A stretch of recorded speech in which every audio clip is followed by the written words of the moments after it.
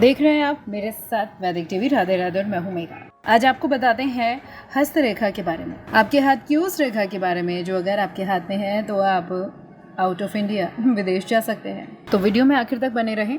हाथ में कई तरह की रेखाएं होती हैं और ऐसा नहीं है जिनके हाथ नहीं होते या रेखाएं नहीं होती वो अपने जीवन में कुछ नहीं कर सकते, वो भी कर सकते हैं।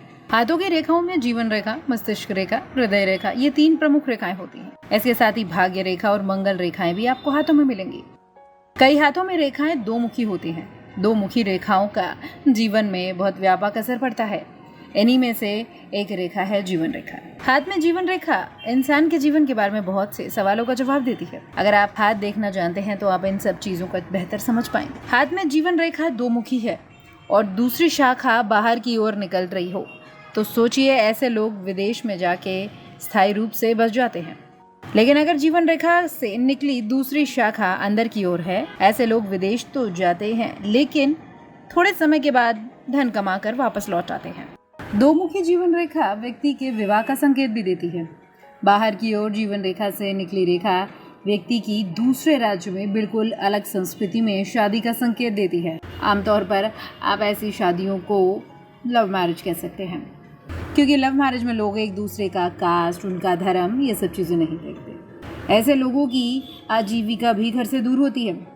इस तरह यदि शाखा अंदर की ओर है तो शादी बिल्कुल नज़दीक होती है, अपने परिवार में किसी पहचान वाले से होती है और आपकी रोजी रोटी कमाने का जरिया भी घर के पास ही रहता है।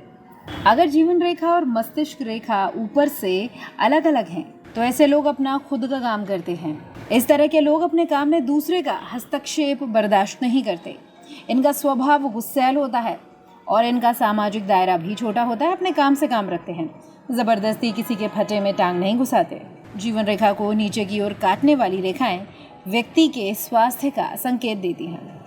ये रेखाएं जिस उम्र में जीवन रेखा को काटती हैं उस उम्र में उसे स्वास्थ्य संबंधी परेशानी हो सकती है।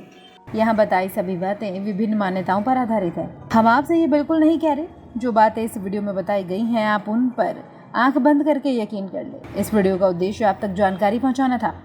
किसी भी चीज़ को मानने से या उसे करने से पहले अपने विवेक से काम जरूर ले। अभी के लिए वैदिक टीवी में इतना ही। राधे राधे।